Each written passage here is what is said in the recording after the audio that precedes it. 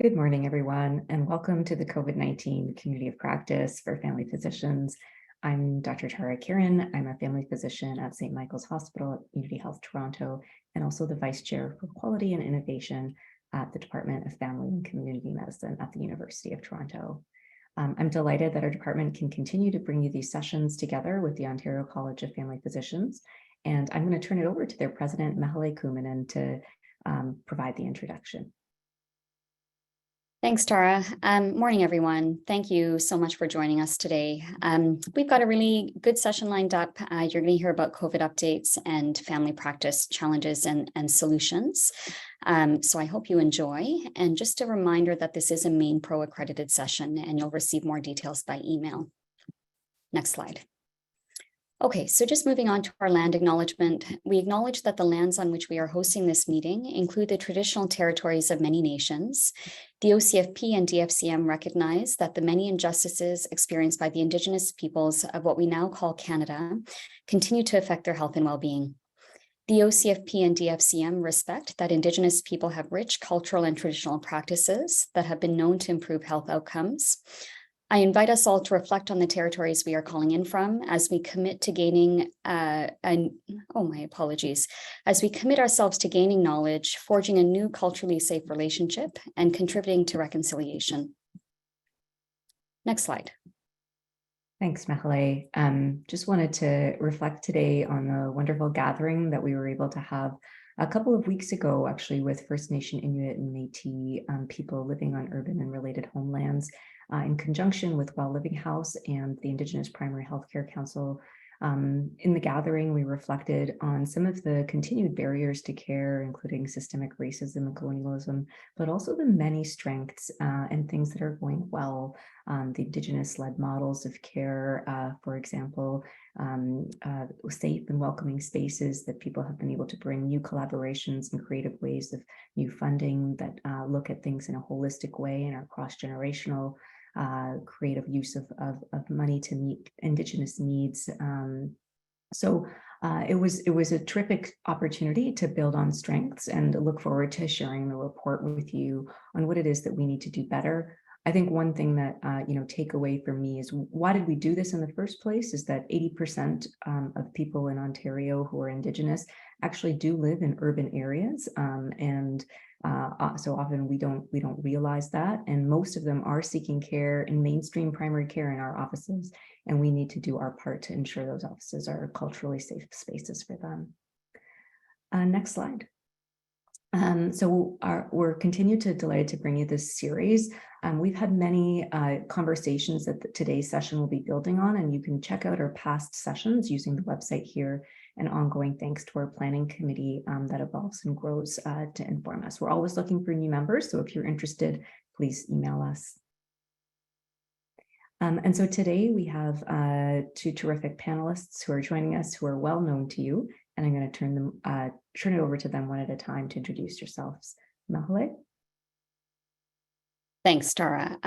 So my name is Dr. Mekalai Kumanan. I'm a family physician in Cambridge. I currently serve as a chief of family medicine at the Cambridge Memorial Hospital, as well as a president of the OCFP, neither of which poses a conflict today. Dan? Hi, good morning, everybody. I'm Daniel Warshafsky. I'm a public health and family physician, and I work primarily as the Associate Chief Medical Officer of Health in Ontario. And nothing to declare. Thanks, and I'm Tara Kiran. I'm lucky to be supported as a researcher and scientist, and have had several grants, and sources are listed there. And I don't think any of the grants pose conflicts of interest for today. As usual, we'd love for you to put in your questions into the Q&A box, and then we'd love you sharing your thoughts, your comments, your resources in the chat. But please do put your questions in the Q&A, and instead of putting in a new question slightly differently worded than someone else, think about giving someone else's a thumbs up, because I will be prioritizing questions with the most thumbs up. If we go to the next slide, Just to say that we're going to be starting with Dr. Dan Warshafsky, who's going to give us an update on what things are like in the Southern Hemisphere so that we can plan for the fall here, and also talk about what some of the changes are that have happened or we can anticipate happening over the next few weeks here in Ontario from a policy perspective that relate to COVID. But we do hope to have a lot of time for Q&A for Dan. So please get your questions ready and put them in the Q&A and thumbs up the ones you want to be asked. And then we'll turn to Mekalai for a little bit of a different topic area take. This is our continuing discussion on admin burden and sharing with you some of the work that some of the data the OCFP has uncovered through its research, and also then some of the solutions that the OCFP is putting forward, and a wonderful opportunity for us to get your feedback on these things. All right, so without further ado, I'm going to turn it over to you, Dan. Great, thanks so much, Tara, and thanks again for having me today. So what I'm hoping to give is just a quick update on what's happening right now in the Southern Hemisphere's respiratory season. Obviously, that's a really good indicator for what we usually expect to happen here. It's not always perfect, but it gives a really good sense of what we like to see. And then a little bit of update on how COVID is doing right now in Ontario, coverage of what our spring booster recommendations are, what we might expect of it for the fall, and then a little bit of information about rapid antigen tests. So if you go to the next slide, please. So the first one here, if you're looking at just the graph on your left, this is just looking at presentations of influenza-like illness. So not confirmed influenza, any essentially respiratory presentations that are going to family physicians in Australia right now. And the data I have is all from Australia because they have a really wonderful surveillance system. So you can see the red line is the current 2023 season, and it's tracking for ILI pretty close to what the 5-year average is. And that average excludes the 2 years that we had significant COVID and restrictions in place. So that's giving us, that respiratory presentations are about in keeping with what we would see normally. If you look to the slide on the right, this is specifically laboratory confirmed influenza cases. And this one, we're actually seeing an early start to the flu season in terms of positive cases, even a little bit earlier than last year's season. So you can see the little bit of a red bump that's above the black line, demonstrating that early start. It did come down a bit, and now we're seeing more of that significant increase. It's still well below last year's confirmed laboratory influenza cases at this point. So I know it's unfortunately really hard to see, and I apologize, but there's a faint yellow line that shows the 2022 season. And at this point in time, it was much, much higher last year than we're seeing right now for confirmed flu. So overall, what we're seeing is a respiratory season that's matching pretty closely to our standard respiratory seasons in terms of overall presentations, but an increase in flu specifically starting early and still higher than our normal 5-year average. If we go to the next slide, please. This is just the breakdown of what type of flu we're seeing.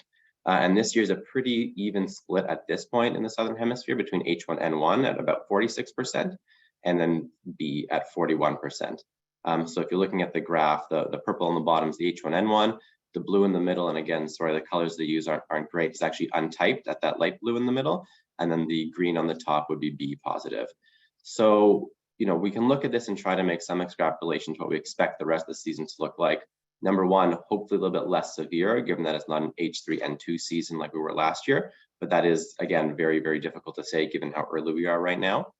The other thing we can say is that with the higher rates of B, we're likely to have a bit of a longer flu season and potentially more of a bimodal wave. So B often peaks a couple weeks later than the A strains that we see flu influenza in the year. The other thing that we see is B tends to impact children more. So we have right now in Australia and the Southern Hemisphere scene, actually kids under 15 have been most impacted in terms of positive flu cases that have been identified right now. If we go to the next slide, please. This one's looking at hospitalizations, and this is in terms of total numbers, what we're seeing is hospitalizations are down quite a bit from last year. Again, if you can squint and see that faint yellow line, and sorry again for the quality, we're well below hospitalizations overall from last year in terms of number of influenza cases that we're seeing present to hospitals. So the red line right now, it's even a little bit below the 5-year average, but still quite variable at this point in the season. What we are seeing, though, is higher percentage of hospitalizations resulting in ICU. So right now, 7% versus 6% last year, and a greater number of influenza-related deaths. So just to give the numbers overall for you to see, which I didn't put on the slides, Last year at this point in time, there are about 88,000 confirmed cases of influenza in Australia, and this year is only at 58,000, so a significantly fewer number of cases.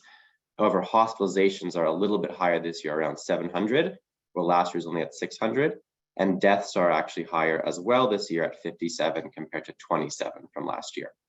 The other thing to note is that those deaths have been in a much lower age range on average. So last year's was in the 90s in terms of those 27 deaths at this point, and this year's in the mid to high 70s. Again, early in the season, so it's hard to tell what this will say for the season as a whole, but we're watching closely to see whether this is a trend in terms of hospitalization, ICU, and then deaths that are going to play out for the rest of the influenza season. Next slide, please. So for RSV, we have seen the RSV season start.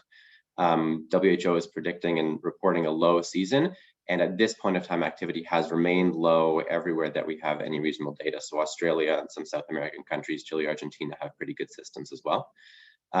It's no longer even at moderate, it's down to low level, but again, we haven't really seen the kickoff and when the season will be. So it may remain a low season throughout. We may see a peak a little bit later than last year, but at this point, we're saying that it's likely to be a much better RSV season than last year, which is obviously something we'll all be very, very excited to see. Next slide, please. So finally, for the Southern Hemisphere, what we're seeing right now for COVID-19. So this is their rolling average, again, from Australia of cases going back to January. So what we can see is that currently we're at essentially the lowest rates of COVID-19 in terms of cases, hospitalizations, and ICU that they've had essentially since the beginning of 2022, which is obviously really, really wonderful to see. There was a little bit of bump at the start of the season, so you squint again, you can see it's kind of a slight increase going up right now, but overall cases are still very, very low. So they're at about 4,000 cases right now being the rolling average, and hospitalizations at about 2,500. So very, very low COVID-19 at this point. Likely what we're going to see is this pick up a little bit later in the respiratory season. Again, it is still early and primarily flu that's been taking most of the ILI presentations. But again, really positive at this point that we aren't seeing a significant spike in COVID-19 right now in the Southern Hemisphere. Next slide, please. So we wanted to get to what we're currently seeing right now in Ontario. And similarly to the Southern Hemisphere, we're at some of our lowest rates overall of COVID-19 that we've seen in a very long time, essentially. We've been on a fairly steady decrease for many, many months now in terms of total cases that are coming. And in terms of hospitalizations and deaths, those are quite low as well. So we've had, at this point, just in the last week, decreases by, again, about 50 hospitalizations week over week. And it continues to decrease, which is really, really positive. In terms of the lineages we're seeing, we're pretty split right now between XBB 1.5, 1.16, and 1.91, everything being XBB Omicron subvariants at this point in time. With the ones that we're currently seeing in Ontario and globally in terms of XBB sublineages, which have absolutely outcompeted the other Omicron subvariants at this point in time, we haven't seen anything that's currently on the horizon as potentially causing significant increase in severity or any increase in vaccine escape. So remaining really positive in terms of the types of variants that we're seeing globally. Next slide, please. So just a reiteration of what the guidance is right now around COVID-19 vaccines and the spring boosters.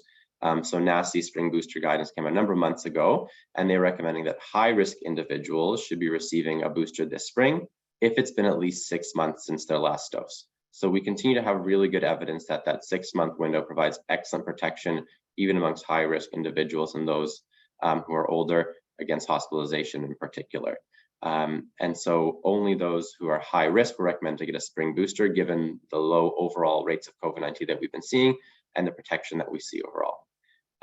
Additionally, anyone who hadn't yet received a booster dose and is eligible since September, so 5 years and older, but have not received that booster dose in that time, were recommended to get another dose. And anyone who's not high risk but has received a booster since September of last year, at this point, not recommended to come in for another one. Again, particularly for individuals who are lower risk, we see that protection against hospitalization lasting even longer, out to close to a year. At this point is where we have really solid data. and even longer than that for those who have confirmed both infection and vaccination as well, where that hybrid immunity is extremely robust. So at this point in time, that's the recommendations that have been out there. We do know NACI will be coming out probably in the next 4 weeks or so, 4 to 5 weeks, with their fall booster recommendations. What we're expecting for the fall is broader recommendations, more in keeping with flu recommendations that we have for everyone who hasn't had a booster dose within the last 6 months, at least, to be coming in for another boost for the fall. So those are the current recommendations that we have right now. And again, expecting NACI to come out in July and be able to give people some additional information on what the fall expectations are. What I would say is there's also going to be some more information coming out from the ministry in the next couple of weeks on should we be continuing spring boosters given the expectations around NACI guidance. I'm happy to speak more to this one later. I'm sure there'll be questions. Really, at this point in time, as we're getting closer to the fall, and we know we want people to have protection primarily when we have significantly higher COVID rates, it's time to start really counseling patients in particular and getting informed consent about whether or not now is really the right and the best time to get that vaccine, or if perhaps waiting until the fall when we expect higher rates of COVID-19 to arise is a better time to be getting that vaccine. Of course, there's a lot of individual circumstances that go into this, like someone's medical conditions, if they're immunocompromised, are they expecting to travel to the Southern Hemisphere in the future? So it is a bit of a discussion, but like, again, we're saying we're going to be having a little bit more guidance coming out to everybody, hopefully in the next few weeks on that. Next slide, please.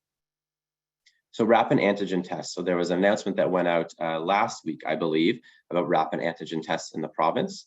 And so right now, until June 30th, access to rapid antigen testing is the same as it has been for quite some time now. So any public member can go to grocery stores, pharmacies, anywhere that they have rapid antigen tests, pick them up for free, take them at home for testing that they have.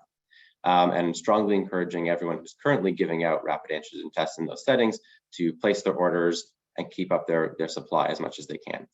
After June 30th, there is going to be a shift away from having free antigen tests available at every grocery, pharmacy, etc., for people to take home for their own testing purposes. They will still be available for anyone to pick up and take home from public health units at various sites where public health services are being delivered, as well as other local partners in community that may be working with public health units to ensure that access is available. As well, highest risk individuals, so long-term care, home retirement homes, hospitals, etc., for example, will continue to have access to rapid antigen tests for the foreseeable future.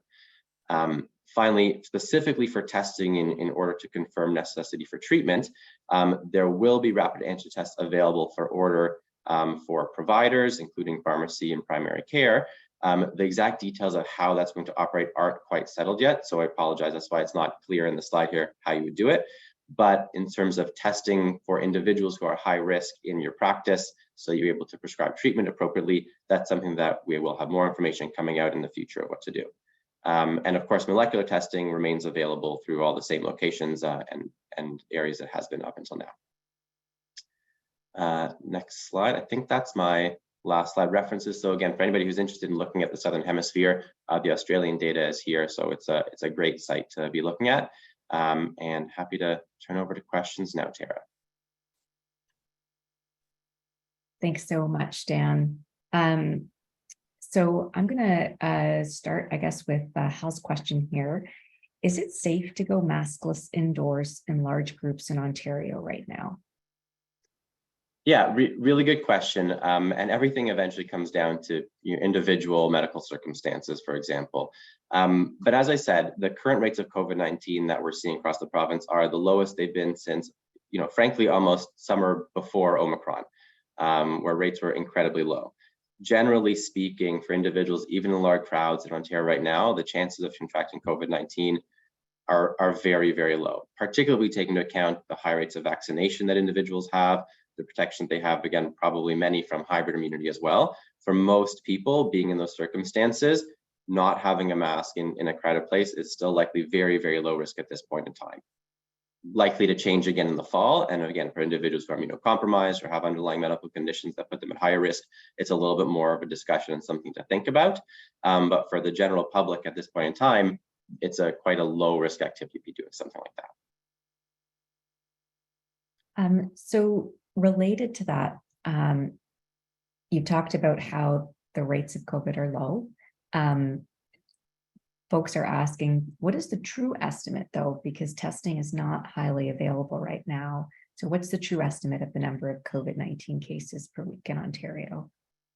Yeah, that's a really great question. And so historically, what we've seen since the shift over from broadly available molecular testing to people only who are high risk having testing, is that the rates are between 4 and 5 times higher than what the reported rates are.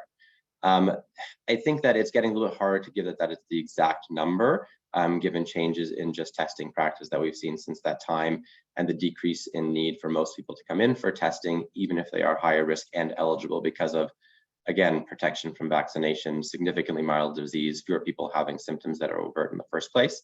But again, we know the rates are higher than what we're seeing overall. 4 to 5 times is probably a safe estimate of what the true rates are. But again, the most important thing is what's translating over into hospitalizations and deaths, which is remaining, again, that's obviously a much easier number to track, and we have the true number of that one, and remaining very, very low and continuing to decrease at this time. And so is that what gives you confidence in the Australia data around COVID? Are they doing more testing there? Is it just low there because no one is testing? Yeah, so they do have their Sentinel physician network that's doing COVID-19 testing, as well as hospitals. So similar kind of processes that we have here in terms of what number they're getting at. And at that point in time, now that we've had those metrics in place of how the testing and surveillance is being done for a while, the trend lines we know are very accurate. So even if the true number at any given point is likely higher than what we are seeing, we have the same trends now going back many, many months that we can follow along and be comfortable that, yes, it was trending much higher before, trending much lower now. All those numbers are likely higher than they really are, but overall we know that we're truly much lower than we were before. So while we're missing cases still, and we'll continue to miss cases in terms of the absolute number, the trends are still very accurate. And again, the hospitalization numbers and death numbers are very, very accurate. It's very difficult to undercount those ones. And that's what we care more about, is really the severe cases of disease that are popping up, and those continue to decline. Thanks, Dan. Someone's asking though, how come when it's spoken about not wearing masks anymore because severe disease is not as likely with hybrid immunity? Now you said not just hybrid immunity, but low case counts. The seriousness of long COVID or risks of autoimmune disease potential for cancer 20 years from now is not emphasized. That's a great question. And part of it, of course, is that, we don't know what's going to happen 20 years from now for all these cases. So it is a little difficult to extrapolate. In terms of long COVID or post-COVID condition, as it's being called, mostly in the literature now, what we do know is that vaccination, previous infection, as well as treatment with things like Paxlovid significantly decrease the risk of getting long COVID symptoms, especially more severe symptoms, compared to before we had those. So if we look at the incidence or number of new cases of long COVID that we're seeing in particularly Delta times before everyone was fully vaccinated, the incidence was much higher. Delta was also a more severe variant, so we saw more severe disease, more hospitalization, as well as more long COVID. With Omicron, that has come down a fair bit. And as we continue to get better treatments available, we're expecting that the actual rate of new cases of long COVID is going to continue to decrease at this time. So we're probably past the peak incidence of long COVID overall, especially compared to the number of cases that we're seeing. We do know that long COVID for some individuals is quite severe, absolutely, where they have severe functional deficits, limiting ability to work, do their daily activities. The number of individuals and percent of individuals that are in those severe cases is hard to get a true number on, but it appears to be much lower rate compared to those who have more mild symptoms that are lasting. So there's a really large survey done by the federal government, I want to say 6 months ago, probably a little bit longer now, though time gets difficult in COVID times, but looking at what we see for long COVID, and the majority of people, at least 50% of people, but a little bit higher than that, symptoms resolved by a year. That's mild to moderate symptoms, most of those individuals. Those more severe symptoms may be going a little bit longer. The other thing, it is hard to tease out a bit, those severe symptoms, how much is due to, well, I was in the ICU or hospitalized for a severe length of time, where we know there's post-ICU condition and other things that come up from just being in an acute care system for a while, versus how much of it is from the COVID infection itself, and that can be difficult to tease out. Long COVID remains kind of a very complex area. Absolutely, it is a risk to individuals, particularly those who aren't vaccinated, those who are older, have underlying medical conditions. It does skew more towards female in terms of the data that we have right now. So there are risk factors where long COVID is a little bit more likely. But at the same time, what we're seeing is that for the majority of individuals with long COVID, treatment either with kind of self-treatment things that are available or treatment through your primary care provider is very effective at those mild to moderate symptoms and management. And relatively few people who have long COVID symptoms are needing to be escalated to more specialty rehab services. Sorry, that's a really long answer. It's a nicely thorough and nuanced answer. So thank you, Dan, for that, because it is a nuanced and complicated area. Another question about masking, but this time now in the context of our own offices. So Brenda's asking, should we still ask patients' families to mask in our offices? Yeah, it's a really good question. I might turn over to Mekalai after, because I know OCFP is working on some IPAC practice documents for family providers. At this point in time, I think that the main thing is about what's the risk assessment for your hospital practice and yourself. So if you are in a practice where you have higher percent of individuals who are high risk, older adults, immunocompromised, people where infection, COVID or otherwise, is more likely to lead to significant outcomes, it's worth thinking a lot more about what you would think is best suited to happen in your practice in terms of masking of those coming in. And again, this is for people who don't have symptoms. So obviously for anybody who's presenting with respiratory symptoms, absolutely they should be masking when they're coming into the office. If you don't have a practice with a significant number of high-risk individuals, or you can time things so that it's the different people coming at different times, then it may, again, with the low rates of COVID-19 and other respiratory infections that we have right now over the summer, it's likely not as necessary to have everybody who's coming to that office masking at all times. Again, you need to really look at the risk factors for your own practice and for yourself, of course, as a provider. I don't know, Mekalai, if you want to add anything about that one. I don't have a lot to add, but I think just emphasizing that point about thinking about your practice population. And I think for most of us in family med, we will have some patients who are immunocompromised or high risk. And then I know many family physicians have spoken about their own risks and just putting that into the context of remaining masked. And what I'll do is just have one of our team members maybe post our updated IPAC guidance into the chat, I should say. So actually, yeah. So actually, Julia did post Julia from the OCFP did post the guidance in the chat, and I downloaded myself. I think it provides some really clear advice. And I think what's tricky is that there is a lot of gray right now. And so, just if you want more information about IPAC, I would say we had an even bigger discussion about it at our last session with Dr. Susie Hoda, and I would recommend watching that last session. I think my sense is that what's making people feel a little uncomfortable is that there isn't a black and white, like yes, no. It is very nuanced, and acknowledging that nuance also makes it difficult to implement a policy, because patients can push back and say, well, this person is doing that, or this person is doing that, and they're right, everyone's doing different things. But one of the pieces of advice, that stuck with me from Dr. Hoda and others is to kind of just check out what your local hospitals are doing in the region. Generally, they're collaborating, and sometimes that can be a standard you can jump onto as well. So a flip side of what we just talked about, Dan, someone's asking, can we go maskless seeing screen negative patients? So that's not our patients masking, but us. When do we need to mask? Do we need to mask for every encounter, or are there encounters that are, screen negative where we don't have to have a mask? Yeah, and a really good question. So at this time, for someone who's screen negative, so no respiratory symptoms or other significant chance that they have respiratory infection generally, we followed the same standard practices that you would be doing prior to COVID-19. Rates of COVID, other respiratory infections remain low. Someone has screen negative, the need to mask is really not there, and the risk isn't there in the same way as we've had previously. Again, if you as yourself are immunocompromised or have medical conditions, always do that point of care risk assessment for yourself. But broadly speaking, individuals, if you're seeing someone who's screen negative, not having symptoms, the need to mask isn't there at this time. Will that change in the fall if we get significantly higher rates of respiratory infection, influenza, COVID, et cetera? potentially, for sure, and that's something that we would be updating everyone on when we get to the respiratory season.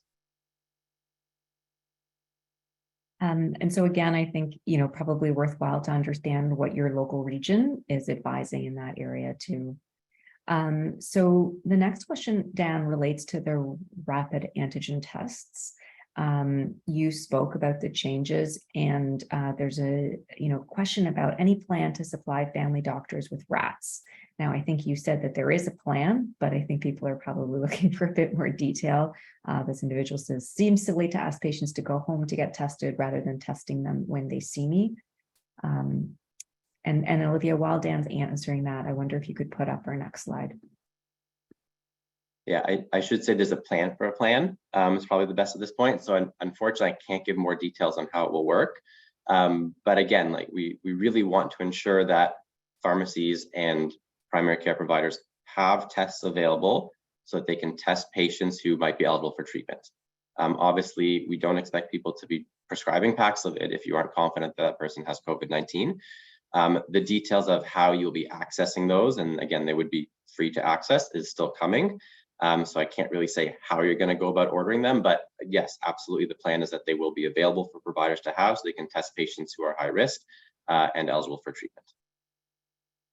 And so, building on that, someone's asking, about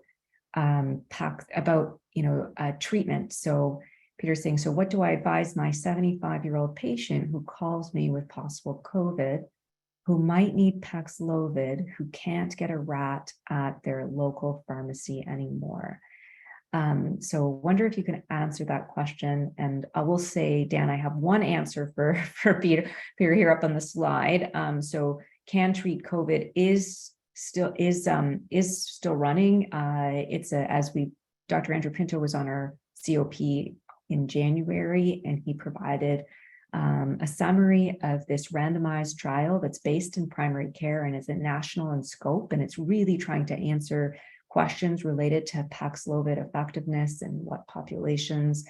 And so for anyone over 50, or if they're 18 to 49 with one or more chronic conditions and they suspect COVID, they can give them a call. And I suspect they could also help to facilitate getting tested. There's a pharmacist there who would be able to also facilitate treatment. So just wanted to remind people of that. And you can go to Can Treat COVID. If you put that into Google, you should be able to find their website. So we'll just end the slide there, and Dan, I'll turn it over to you to answer Peter's question as well from your perspective. For sure, and yeah, Can Treat COVID is it's a great resource to have to access treatment. So what I'd say is for patients who are higher risk and would be eligible for treatment should they be positive, putting a plan in place in advance. That's the most important thing to do. That plan includes discussion with them about Paxlovid and remdesivir as treatment options that are available for outpatients, so that they're aware of what they are, that you've gone through the contraindications in terms of drug interactions to make sure that there's something that they can have. Next step would be ensuring that they can access a test. So again, health units will continue to be giving out tests to anybody who needs them to have at their home. So that's one site to get to have in advance so they can have at home with them. And at this point in time, still available broadly at grocery stores, pharmacies, et cetera. Some places may be running out at this point. We're getting close to the end of June, but encourage people who are high risk to stock up now so they have available for the fall from these free access ones. And again, when we get to the fall, there will be more information on how you as a provider can have rats in your office for anyone that you think needs to be tested. So if the pharmacy that's right next door to your patient doesn't have it, hopefully you have the rats available that you can be doing the testing in your own office to then provide treatment for them. And likely if the pharmacy next door doesn't have it, another one nearby will. So there will remain options that we can confirm COVID-19 infection individuals so they can be eligible for treatment. So again, more details still to come on exactly how to access those rats yourself, but they will remain broadly available throughout this season. Thanks, Dan. And I just wanted to note, there continues to be questions about IPAC, but Natalie Assaud from the OMA has also posted an OMA guidance into the chat as well. So both the OMA and the OCFP have some guidance to support you. And ultimately, I think what people are saying is that it's your call and your practice. There's guidance out there. but there isn't a direction that you need to follow. Do you think that's going to change in the fall, Dan? Yeah, I think in the fall, there'll be a little bit more direction based on the severity of the respiratory season in terms of you should be masking for all encounters, you should be asking patients to mask. But that will depend on what we see and when the respiratory season starts. So there should be more guidance coming, but the standards and basics IPAC practices that are laid out in the documents you mentioned, that's the bedrock that everybody should be very, very comfortable with. And then these adjustments on top based on seasonality and based on what's circulating within your particular region are just things to try to look out for. So the next question is a little bit of a different take here, and it's about vaccines. So the first one is about any comments about the RSV vaccine for seniors. And I will again say to folks, Susie Hoda did talk about this last time as well, and in a bit of detail if you wanted to go to our last session slides. Yeah, and definitely encourage people to go back to it. So the RSV vaccine for seniors, it's currently been authorized in the United States for individuals 60 and older. It has not yet been authorized by Health Canada at this point in time. So we don't know exactly when that will happen.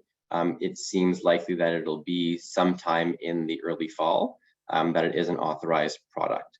It looks really good in terms of the study data, about 80% decrease in just any infection that's been confirmed, a little bit higher against hospitalization, about 85% in terms of prevention of hospitalization. So really a very good vaccine for that age group and for protection. Whether or not it will be, again, available in quantity in the fall in Ontario is something that we just don't know yet, unfortunately, given the authorization hasn't come. And we don't have any NACI guidance yet, then obviously on best population for use and recommendations about a program. So we do expect that there'll be more information coming in the next month or two about what should be available this fall for the RSV vaccine. And if there will be anything that is coming out from NACI, probably not until next year, unfortunately.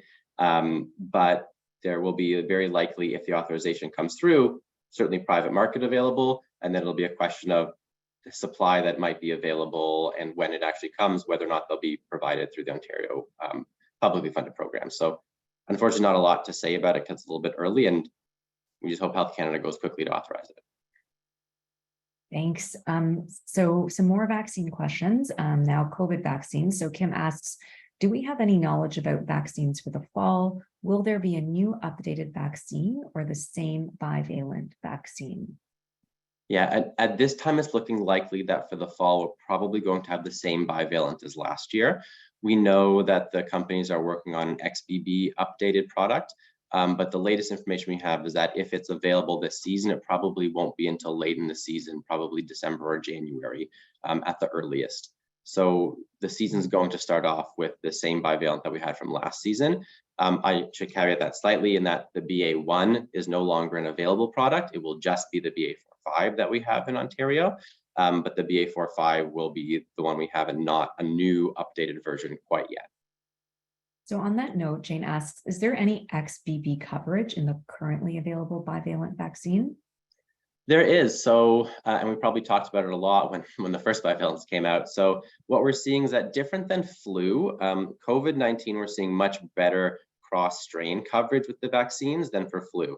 Obviously, you know, with flu, there are some years where, well, if it's an H3N2 year and we have an H1N1, you know, we have less than 50% effectiveness. We don't see those kind of really big drops for COVID-19. It's really small changes if there's a true mismatch. And given that everything is now a subvariant of Omicron, the level of mismatch that we can have is actually quite small. So the cross coverage from BA.4/5 to other Omicron subvariants to XBB still remains very, very high. So for hospitalization, you know, in the high 80s for sure, if not in the 90s, absolutely what we're seeing, depending on the specific subvariant that you're looking at. For infection itself, again, we know that wanes much more quickly over time, so it depends when you have the dose, but still pretty good against infection, certainly with if you're in that first 3 to 6 months of having had that vaccine. So is the bivalent going to provide good protection against even XBB? Absolutely, yes. Would we get a couple percentage points higher with an XBB specific one? Probably, but if we don't get those few percentage points, we still have really, really good products available. Great. So a question again, so for the high-risk population, if their 6-month booster is due within the next month, should they get it now or should they wait for the fall? Yeah, so what I would suggest is counseling and informed consent at this point in time for anyone who's high risk, depending on their level of risk and what they might be doing. Again, if they're going to be flying south to the Southern Hemisphere, probably need the protection now. If they're significantly immunocompromised, probably better to just have the protection. For most people, though, given the low rates of COVID and the expectation of wanting to have that better protection in the fall, most people should be recommended to wait a few more months until we have the fall booster program, so they can be best protected over the respiratory season. So certainly individual factors and circumstances to consider there, and getting that informed consent from the patient. A much smaller percentage of people are really ones who should get it now based on their significant underlying medical conditions or other personal circumstances. Can you talk a bit more about the effectiveness of the COVID bivalent vaccine at 2 weeks, 3 months, 6 months for infection and to severe illness hospitalization? For sure, yeah. So 2 weeks, 4 months, 6 months, year. Okay. So effectiveness against hospitalization remains high really for a very long time. In the general population, we see basically staying within that high 80s out to a year or more. Again, I won't talk specifically to high rate immunity because we know that lasts even longer and is even more robust. And realistically, most Ontarians have high rate immunity at this point, given the number of cases that we've had. But certainly for the general lower risk population, non-immunocompromised or older adults, a year for sure, you have excellent protection against hospitalization. Within the first 2 weeks, so unless we're talking about someone who's getting their primary series at this point, where we have no protection, what the first 2 weeks are like, which is, again, a very small number of people now, your first 2 weeks, you're getting that boost very, very quickly from the booster, and you're getting up to that, again, 90% very fast, peaking probably around the 3-month mark at the very, very top, and then a very, very slow decline after the 6-month mark. For individuals who are high immunocompromised or older adults, where we see that waning a little faster, in terms of protection against hospitalization, still at the 6-month mark, absolutely, we're seeing in the high 80s, 90 percentile of effectiveness against hospitalization. By that point in time, in terms of effectiveness against any infection, is lower, closer to the 50% mark. So it's really looking at, we know that the vaccines and COVID-19 aren't protecting primarily against any infection. The goal is really against severe disease. And so for individuals who are high risk, we still see really good protection at that 6-month mark, that we're not concerned about needing boosters at a shorter time period than that. Absolutely not. And again, then what's circulating in terms of COVID-19 is really telling us how urgent it is to get a booster at that 6-month versus waiting for higher rates of COVID. So if you haven't had a primary series or ever been infected with COVID, within those first 2 weeks, you still have very low protection. It really, by 2 weeks, when we start seeing that getting to the high 80s, 90% at that 2-week mark, peaking over the next 3 to 6 months, and then a slow decline at that point in time. Thank you. Wow, that was terrific. Great summary there. So one last question about COVID vaccines. Any further information about stroke risk for people over age 65 with the bivalent vaccine? That's a really good question. So I actually haven't seen anything recently about risk of stroke being increased. The primary concerns for stroke and clotting was really with the AstraZeneca and Janssen products in terms of TTS or thrombotic syndrome. And the stroke risk from the mRNA vaccines has remained very low throughout, including with the bivalent. So at this point, it's really not a particular concern that we're having for anybody in terms of risk of stroke. That remains, or any clotting cardiovascular events, essentially, that remains a very, very low risk potential adverse event. So it's really not a concern, but honestly, I just haven't seen any new data on it in quite some time. So I'm happy to look up what's happening and get some more information to Tara to share out with people. Yeah, that would be great. So then there's like a lot of questions about the rapid antigen test. So questions like, I want my patient to home test with a rat and not come to my office to get it. Why are the tests not freely available after June 30th? Will there be any OHIP code for the rapid antigen test in the office? How reliable is the negative rat? So those are some of the questions. How will we get people to make decisions about return to work without easy access to a rat? So I can repeat some of those, Dan, but maybe you could tackle a few of that and the general rationale for why that's changing. For sure. So in terms of how well the rats work, there are very specific tests. So we're very confident and positive. The specificity is over 95%. So if someone has a positive rat, they have COVID, and we're really confident on that. The sensitivity is a little bit lower. It's best used within the first week of symptoms, and for symptomatic patients, it's in the 80 to 85% sensitive. So we know we're picking up most cases at that period. For people who don't have symptoms at all, or outside that first week window, the sensitivity does decrease down to 70% or even lower, depending on how far out you go. So ideal usage of a rapid antigen test is for a symptomatic patient within the first week of their symptoms, and that's when we're most likely to catch them as positive. And obviously doing multiple rats increases the chance that you're going to catch that positive. So for someone who is high risk, potentially eligible for treatment, you get them on day 1 and it's negative of their symptoms, get them again on day 2. And at that point, we can be pretty confident that if it's negative after 2 tests in 24 hours in the early phase of symptoms, that they likely don't have COVID-19. So again, they remain a really important tool for treatment access.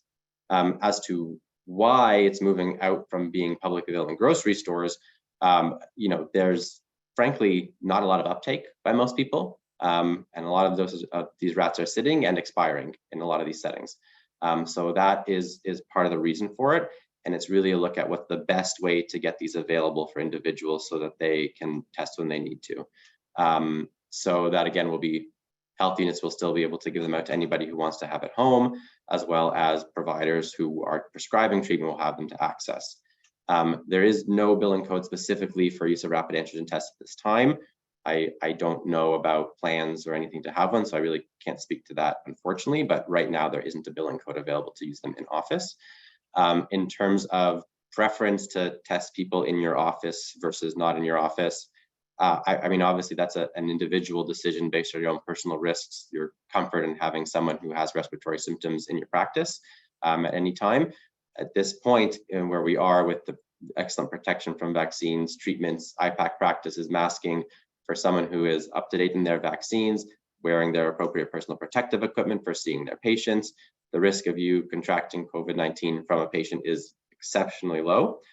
So we strongly recommend that you are seeing symptomatic patients in your offices and then testing them with tests that you would be able to have available for you there.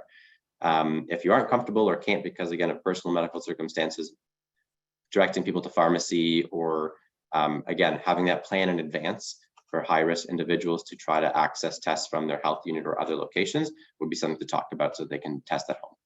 I think I got most of your questions, Tara. Yeah, you're on fire today, Dan, with answering the questions. So thank you. So I think there's 2 other topic areas. So I will just say, as before we leave this, that there are folks from the Ontario Medical Association on the call, and they've told us that they're going to be taking that question about the RAT back, just to do some further due diligence. But it sounds like that's probably the case, that there isn't a billing code for that at this time.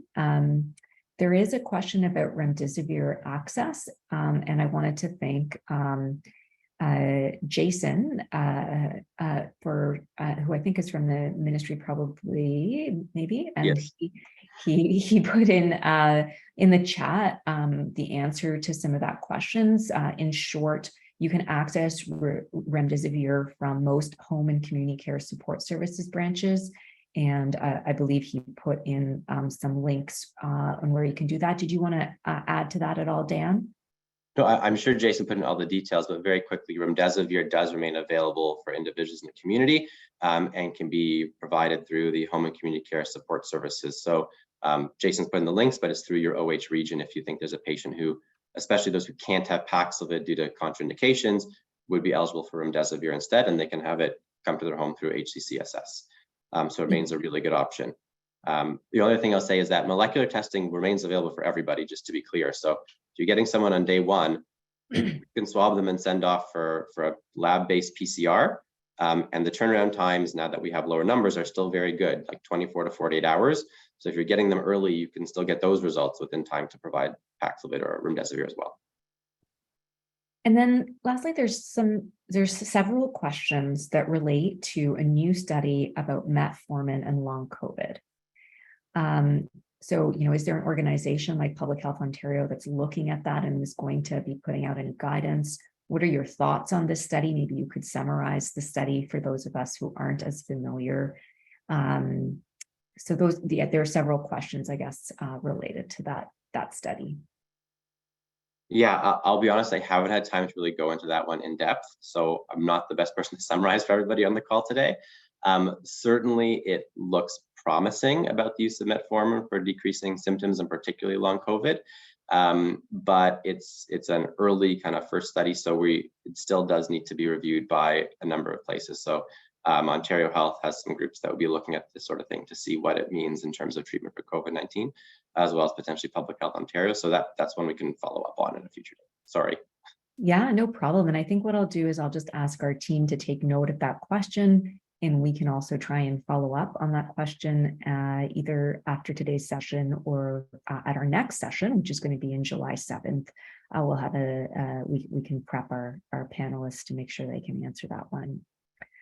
So I'm going to just bring up Mekalai's slides, but just before Mekalai goes, I wanted to put up a short poll for folks.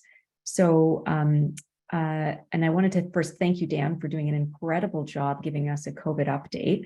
And we're going to launch a poll just to ask folks how often you want us to address COVID updates within our community practice. Should it be every session? For example, we're having every session about every 3 weeks. Should it be every other session, every 6 weeks? Only when significant updates or information is available? Or do you feel like COVID updates are no longer needed? And feel free to add your thoughts into the chat as well about this. We just want to make sure we're continuing to provide sessions that meet your needs. So if you could please fill out that poll, it really would help us. And I know Dan is going to spend the next little while also answering some of the remaining questions within the Q&A. Grateful to him for him being able to help us to stay up to date on a lot of changes that are occurring.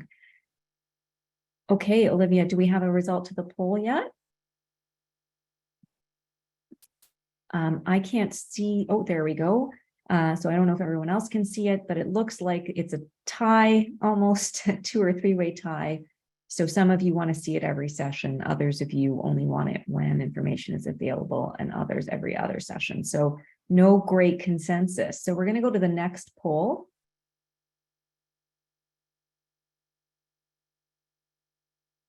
And I don't know if you can see the next poll question, but in short, we want to know what topic areas the COP should cover.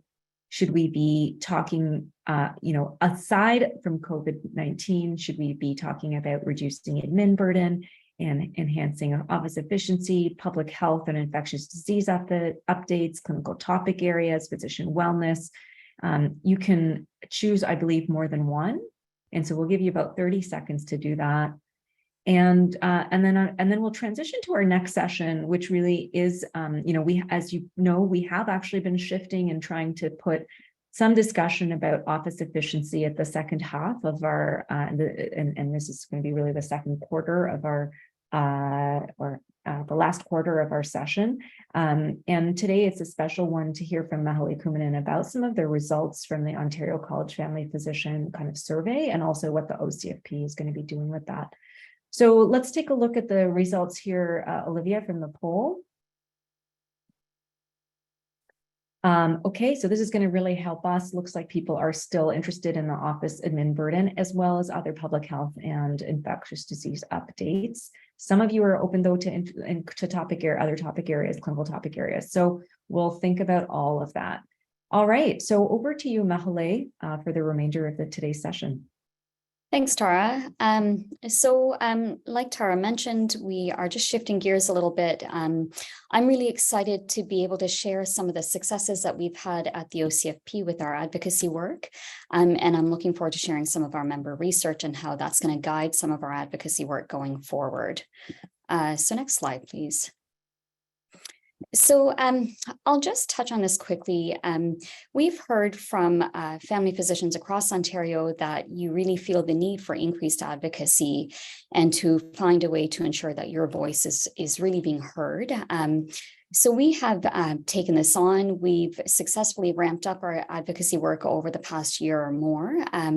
Many of you probably saw our Life Without a Doctor campaign. And in that campaign, we did strategically frame the crisis in family medicine in a way that demonstrated how it would affect the public and the constituents. We've also been able to work with researchers through Inspire to use data to build on some of our storytelling, which has really been quite effective in shifting that narrative around family physicians. And I think there's quite a bit of awareness now of the crisis that we're facing in family medicine and the shortage of family physicians across the province. Okay, next slide. So I'll just briefly say with this slide, advocacy does work and it can take time, but we've been really pleased to see some things moving forward. I won't go through this in great detail, but I think many of you know we saw the $30 million investment in Ontario for expanded or new primary care teams. We saw support from the government for the creation of primary care networks, which will be a really important way for us to stay connected as family physicians and other primary care providers. And there have been a few other wins that I've just listed on this slide. I will just say that we will also continue our advocacy work for federal funding for team-based care across the province. I won't dive deep into that today because I want to really focus on the admin burden part. Okay, next slide.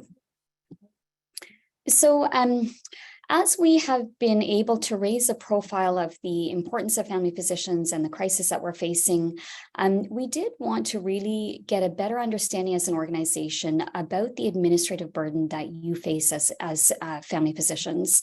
And we also wanted to increase awareness of the amount of time and effort and energy that family physicians are putting into dealing with that administrative burden, which we know pulls us away from other things that we'd rather be doing.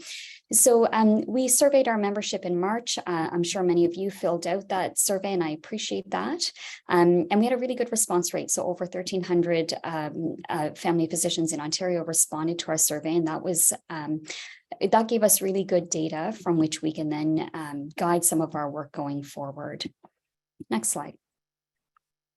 Okay, so what I will say is when we look at the research, so these numbers that you'll see on the slide here are from the results of our member survey. What we saw was incredibly good alignment on where the challenges are that family physicians in Ontario are facing. So the very first one with 98% agreement is that other parts of the healthcare system are placing an unnecessary or inappropriate burden back onto my practice. And I'll come back to that when I touch on the solutions. We saw as number 2 that in general, we're just overwhelmed with the amount of paperwork and administrative work that we are faced with. And I don't know that we needed a survey to tell us that, but it's good to see it quantified. And then number 3, it's difficult to access specialist care. And I think we know that often adds to our administrative burden. I spend a burdensome amount of time filling out patient forms. And then number 5 wasn't quite an admin burden piece, but it was more around patient expectations. Okay, next slide. So when we look at the amount of time that family physicians are spending doing administrative work, it's actually pretty shocking. So our survey showed that we are spending on average just over 19 hours per week. And you've probably heard us use that number quite a bit. When you think about that, that's more than 2 clinical days, which is quite scary. And ultimately, it makes up about 40% of our work week. And most of that 19 hours is spent managing our inboxes and patient-related administrative work. So definitely we need to do something here to reduce that number. Next slide. So what we heard from you, in addition to having really good alignment on the challenges that family physicians are facing, we saw quite significant agreement on where you think we should be focusing our advocacy efforts at the OCFP. So number one, no surprise, you want us to develop solutions to reduce the high admin burden. Number two, you would like us to be advocating to the OMA and the SGFP on family physician remuneration. Number four, number three, advocating for streamlined forms and recs. And then finally, looking at a centralized referral system. So I'll just go through some of the solutions that we are working on that relate to these top four. Okay, next slide, please. So I'll touch on these fairly quickly, but I really wanted to be able to share some of the work that we are doing. We heard from you very clearly that you want us at the OCFP to be advocating around family physician remuneration. And so we have submitted our recommendations to the OMA Negotiations Task Force. This was shaped by member input. And I mean, as it pertains to the admin burden, we know there are some mechanisms through the Physician Services Agreement that can help to at least compensate us for the time that we spend doing that work. But we know a lot of the system level changes that are required will need to happen outside of the PSA. And you'll see those come through as I go through this list. Okay, number two, oh, sorry, I'll just stay on that slide for a sec, please. So just briefly with sick notes, I don't know that this is a huge time-consuming piece for us as family physicians. I think sometimes the forms and the inbox is more significant, but it is a low-lying fruit that we think that we can see some successful advocacy around. And I know often I hear from you that, you know, sometimes patients are coming in and being booked into same-day spots just for that sick note when they wouldn't have otherwise sought medical care. So I think as we're just looking at how we're using our resources in primary care, this will be an important one to address. So we are actively working on that. And then streamlining insurance forms, if you want to actually jump to the next slide. So in general, with forms, both governmental and insurance forms, we know these are incredibly time-consuming and onerous, and often we're having to fill out information that really does not require a physician to be doing, and they can be very, very repetitive. So we are working with the OMA. They have their forms committee, and we're also advocating to government and trying to emphasize how significant these forms are in terms of taking up time from us and how much benefit we'd see if we could streamline that process. In terms of transitions in care, so you saw in terms of the challenges that one of the biggest challenges is that family physicians are finding other parts of the healthcare system are placing significant strain on us in our practices. And many of you probably remember the continuity of care policies that came out through the CPSO. It was actually, I think, in the fall, just before the pandemic hit. So in terms of this, this item, I think there's room for us to just reinforce and re-educate in terms of role clarity and who's expected to do what, particularly when a patient is transitioning through the healthcare system between a referrer, like a family physician, and a consultant. And we've also identified that there are some gaps in those policies. One example would be when a family physician is copied on results.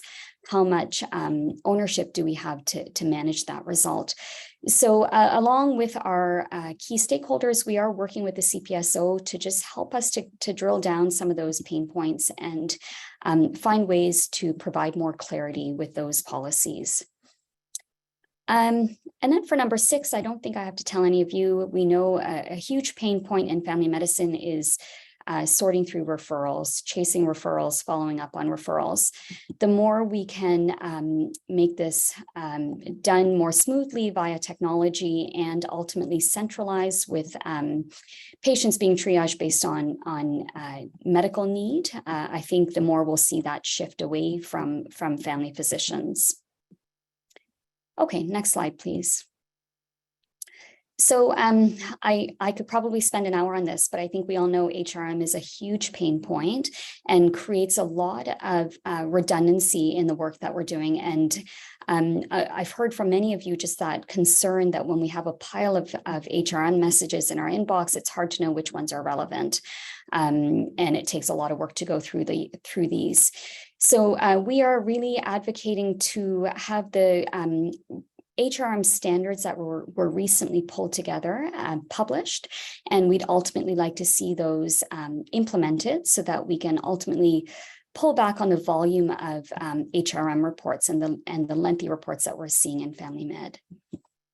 And then finally, for number 8, it really doesn't make a whole lot of sense for us to have different requisitions for different imaging centers, as an example.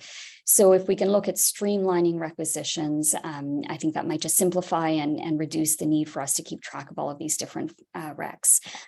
So we're doing some advocacy around that and hope to see some changes soon.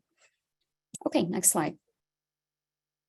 So I'll just end by saying we know how many hours that you are pouring into your inboxes as family physicians. And I don't think any of us signed up for family medicine so that we could sit behind our computers and do paperwork. We get it at the OCFP, and I know advocacy can take time, but we really do believe that we will see some changes soon that will make a difference for you on the ground. So stay tuned and we will keep you updated. Thanks so much, Mekalai. And I think there's, a number of comments in the Q&A that really echo some of the points that you've made. People saying that the forms are becoming longer and more complex and time consuming. For example, the disability tax credit form, how is it that we don't have centralized triage and referral already, that e-referrals have made things easier, but it hasn't really reduced the variation or volume of forms that and different requisitions, and the requirement for us to write assessments, not just sick notes, but assessments for when people can go back to work, and reassessments for that, very time consuming. So can you advocate for employers to no longer require physician letters for accommodation for patients to work from home? So I see a lot of that really reflected within the work plan already, and appreciate all that work. I don't see any specific questions in the chat for you at this time, Mekalai. I think it's just people are digesting probably what it is that you're saying, and I suspect it's really resonating with people because clearly the people who answered the survey, which were, I think, over 1,000, if I remember correctly, more than 1,000 family doctors really expressed how difficult the administrative burden aspect was currently. Yeah, and I think people are also wanting, maybe some backing or validation from OCFP if they choose to decline writing sick notes, for example. And so, can the school or employer call you instead if they really need it, as opposed to us have to always write in a note. There is a question, it seems, on the BC model.